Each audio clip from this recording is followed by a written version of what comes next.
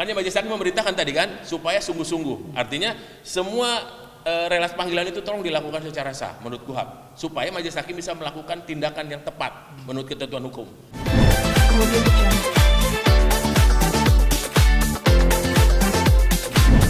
Hari ini saya akan mencoba menyampaikan update terbaru tentang hasil pemeriksaan sidang hari ini atas nama terdakwa Nikita Mirzani. Agenda hari ini sebenarnya adalah agenda untuk memeriksa keterangan saksi atas nama Dito Mahendra sebagai korban dan 2 orang saksi lainnya. Dan dari penjelasan penuntut umum disampaikan bahwa 3 orang saksi yang hari ini dipanggil atas nama Dito Mahendra dan 2 saksi lainnya tidak bisa hadir, tetapi setelah majelis hakim meneliti tentang ketidakhadiran dan panggilan yang dilakukan oleh penuntut umum atas 3 orang saksi itu ternyata belum sah. Artinya panggilan itu belum dilakukan secara sah menurut ketentuan KUHAP ya. Kemudian dari 3 orang alasan itu disebutkan bahwa 2 orang saksi masih tidak bisa hadir karena 1 sedang berada di luar wilayah Serang, kemudian 1 sedang dalam keadaan duka. Tetapi yang menjadi patokan bagi majelis hakim untuk memeriksa apakah penuntut umum telah benar-benar melakukan pemanggilan atas saksi-saksi tadi, setelah diteliti bahwa panggilan yang dilakukan oleh penuntut umum menurut majelis hakim tidak sesuai ketentuan pasal 146 dan pasal 227 KUHAP yang mewajibkan panggilan itu dilakukan langsung kepada yang bersangkutan dan ditandatangani.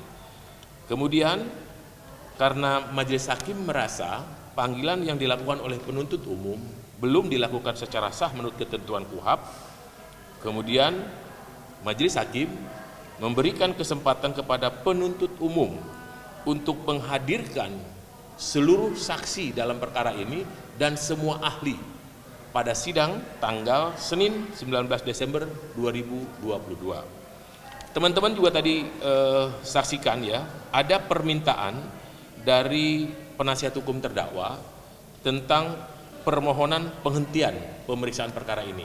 Sehubungan karena beberapa kali sidang saksi atas nama Dito Mahendra tidak bisa hadir. Majelis hakim juga telah menetapkan bahwa tentang penghentian perkara tidak diatur di dalam KUHAP. Artinya pemeriksaan perkara itu tetap berlanjut sampai dengan adanya putusan majelis hakim. Kemudian ada juga permintaan tentang pemeriksaan atas saksi Dito Mahendra yang akan dilakukan secara elektronik atau online.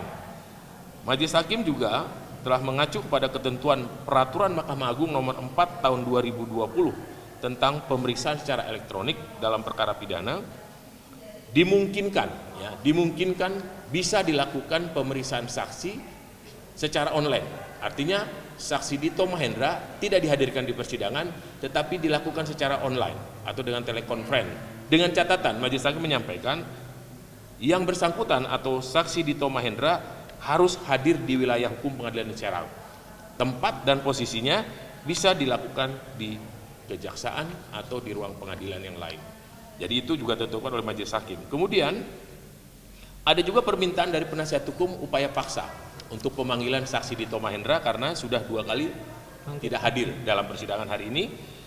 Setelah majelis hakim meneliti tentang panggilan tadi yang dilakukan oleh penuntut umum terhadap Dito dan sudah diputuskan bahwa panggilan yang dilakukan oleh penuntut umum belum sah sesuai ketentuan pasal 146 dan pasal 227 KUHAP, maka sesuai ketentuan pasal 159 KUHAP harus terlebih dahulu dilakukan panggilan yang sah.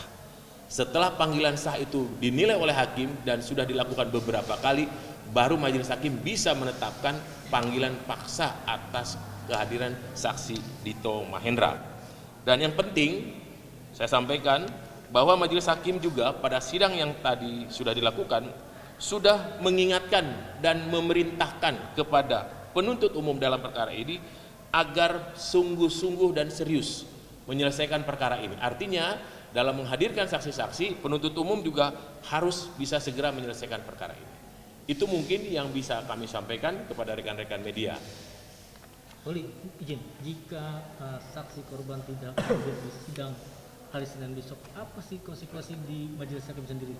Tadi sudah saya sampaikan, sepanjang penuntut umum memanggil dengan relas panggilan yang sah, minimal 3 kali, ya. Tapi setelah diteliti oleh majelis hakim kan panggilan yang dilakukan tadi oleh jaksa belum sah, belum sah. Artinya majelis hakim belum bisa melakukan ketentuan upaya panggilan paksa.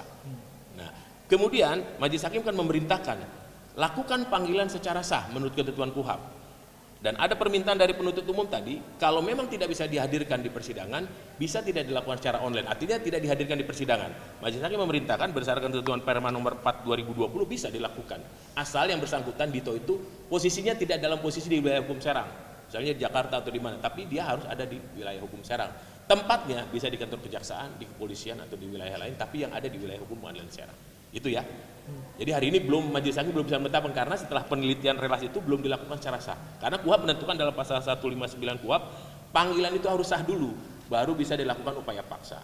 Jika nanti hari Senin sudah sah dan patut pemanggilan itu, apakah ada pemanggilan paksa pas hari itu juga atau? Kalau dilihat dari sidang yang tadi, panggilan yang sah kan belum ada. Panggilan yang sah belum ada.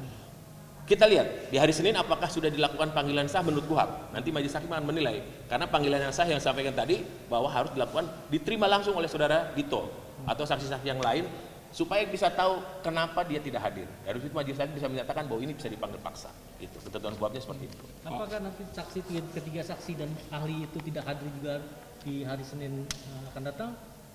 Akankah sidang itu ditunda lagi atau bisa secara KUHP diberhentikan?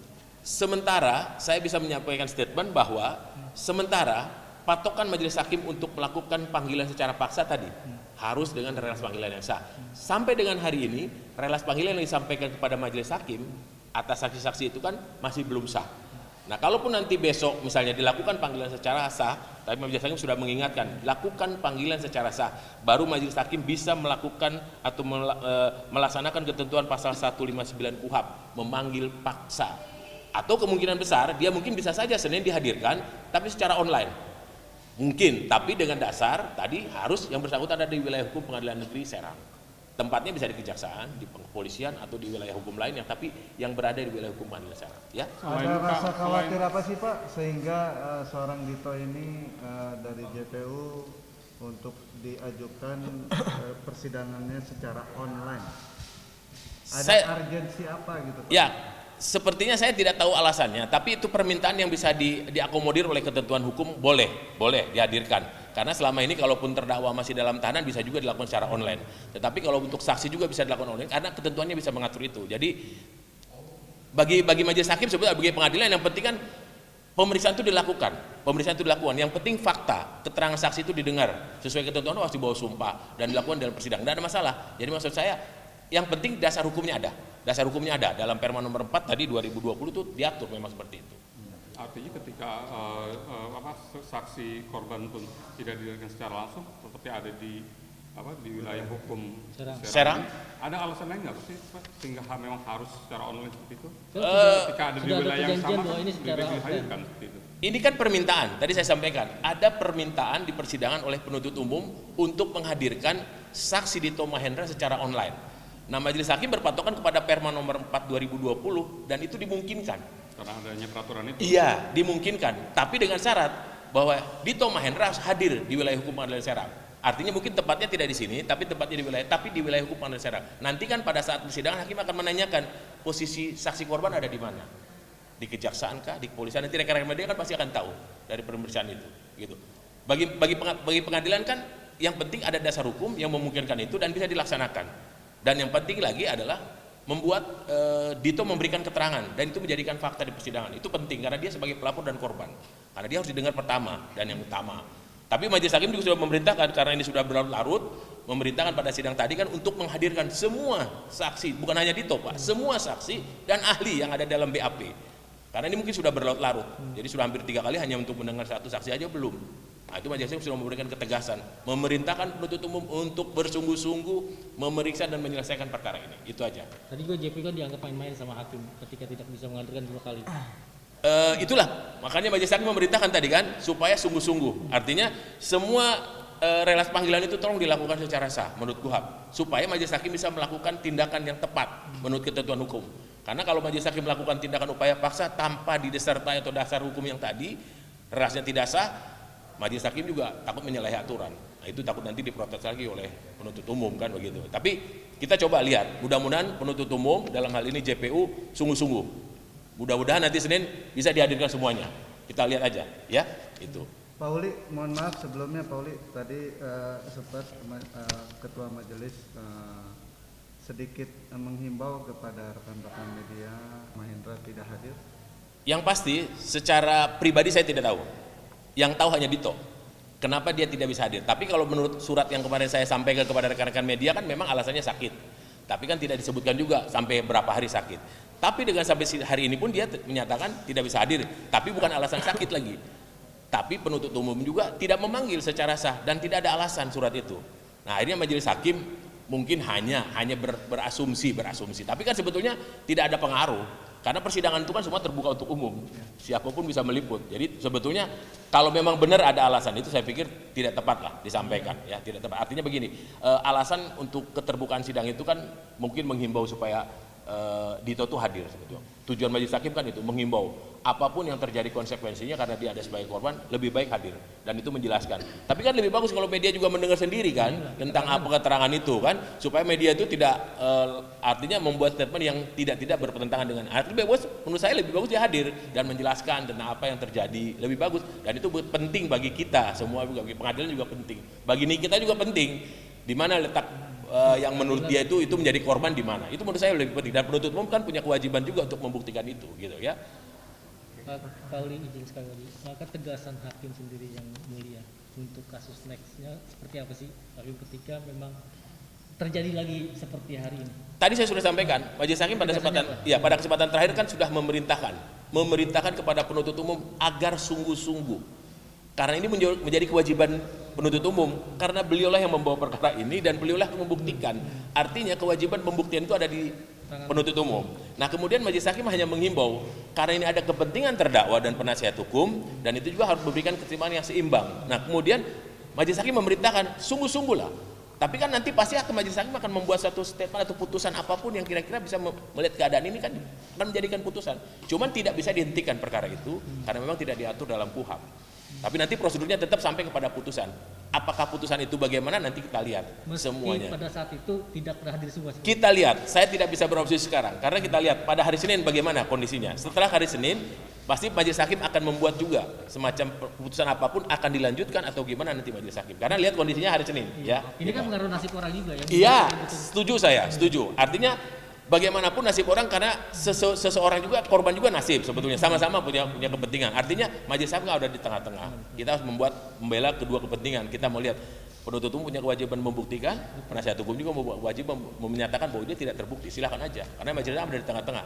Tapi majelis hakim tetap berpatokan kepada KUHAP ya, aturannya kan sudah diatur. Pak, kalau mengenai sidang secara online itu ada nggak pertimbangan dari hakim untuk tidak mengenyampingkan pasal itu, artinya tetap dihadirkan secara langsung, mengingat kami pertimbangannya secara online ada gangguan hal-hal yang tidak diinginkan sehingga mengganggu jalannya persidangan seperti sinyal atau segala macam komunikasi. Sepengetahuan saya, sepanjang sidang online itu kan tadi saya sampaikan bisa diatur, artinya ada dasar hukumnya. Majelis hakim masih aman, artinya ada dasar hukum. Nah, tentang apakah nanti dalam proses persidangannya secara online ada gangguan teknis mungkin di luar peraturan ini, ya nanti dilihat Pak, apakah memang itu masih tetap bisa dilanjutkan, karena menurut saya juga memang pasti akan panjang, karena mendengar keterangan saksi juga akan panjang secara online. Tapi nanti kalau ada hambatan seperti itu, tentu majelis hakim akan membuat kebijakan lain. Mungkin bisa saja mungkin memerintahkan dia untuk hadir. Artinya tetap digelar dulu.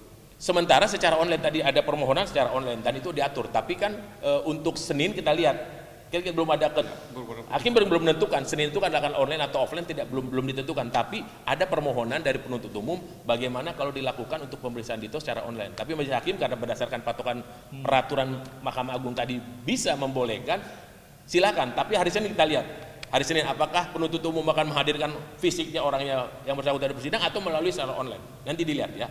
Nanti saya buat statement lagi. Selama ini ada jurisprudensi Pak dari apa yang sudah pernah terjadi? Kalau jurisprudensi sementara ini kan belum ada karena memang baru berkembang setelah adanya masalah Covid ini kan. Nah, itu baru keluar Perma ini 2020. Jadi sementara ini memang perkara-perkara lain juga bisa dilakukan secara online boleh. Baik pemeriksaan terdakwa, pemeriksaan saksi bisa juga secara online. Karena memang masih mengacu kepada Perma ini. Kan Perma ini masih berlaku. Artinya masih dimungkinkan bisa dilakukan secara online. Tapi nanti kan ini belum diputuskan, Pak. Apakah hari Senin akan dilakukan secara online atau offline belum? Nanti penuntut umum akan menyampaikan pada sidang. Mungkin teman-teman nanti media akan penasaran hari Senin ini. Apakah penuntut umum akan menghadirkan secara online atau offline? Tapi juga media juga akan menunggu apakah majelis hakim akan mengabulkan atau tidak. Kan belum kan? Baru ada permintaan dan majelis hakim menyatakan bisa dilakukan, ada dasar hukumnya, tapi itu belum ditentukan. Ya begitu ya. Pak, terakhir Pak dari Apa? saya Pak, boleh minta izin untuk sekali lagi kepada rekan-rekan media untuk meliput secara langsung atau live, karena kan ini khawatir kalau ada edit-editan gitu. Akankah itu diizinkan kembali Pak untuk Ini peliputan kan sidang live terbuka, reportnya? acara ini kan sidang terbuka. Untuk acara pemeriksaan saksi maksudnya? Iya, Atau nanti untuk keseluruhan? sidang Keseluruhan maksudnya dari setiap tahapan saksi sampai keseluruhan. Baik, saya akan tampung ya. Saya akan tampung karena bagaimanapun kita harus berkoordinasi dengan majelis hakim. Mungkin majelis hakim punya pertimbangan kenapa media misalnya bisa atau bisa, nanti pada tahap apa nanti kita sampaikan. Mudah-mudahan hari Senin saya bisa kasih jawaban ya. Dan alasan itu bisa disampaikan nanti kenapa boleh dan tidak bolehnya ya. Pokoknya yang penting saya tetap menginginkan media tetap tidak terbatas dalam meliput, dalam menginput semua informasi yang terjadi dalam perkara ini. Tapi saya juga tidak punya kewenangan untuk menentukan bisa atau tidak. Tapi majelis hakim yang memberi persidangan itu yang bisa menentukan. Nanti saya akan sampaikan pada hari Senin. Ya. Terakhir, ini kan nama baik institusi. Ya. Apakah ada saksi nanti JPU ketika tidak bisa menghadirkan ketiga saksi dan para ahli? Gimana? Ada sanksi nggak? Ada sanksi nggak untuk JPU? Sebetulnya kan sanksinya tadi, Mas, saya sudah sampaikan. Hanya kita menghimbau kepada penuntut umum untuk bersungguh-sungguh karena ini menjadi tanggung jawab dia. Nah, kalau memang itu tidak dilakukan, tentu majelis hakim kan mempunyai kebijakan atau mempunyai nanti arahnya gimana? Apa menurut KUHP bisa dilanjutkan atau akan bagaimana nanti kita lihat. Nah, itu sanksinya hanya itu, Mas. Ya, harusnya yang bersangkutan sebetulnya tidak perlu karena di KUHP tidak ada sanksi. Karena sanksi nanti dalam putusan. Sanksinya itu apa nanti? Nanti majelis hakim menjatuhkan putusan itu sanksinya itulah nanti. Siap. Ya. Oke.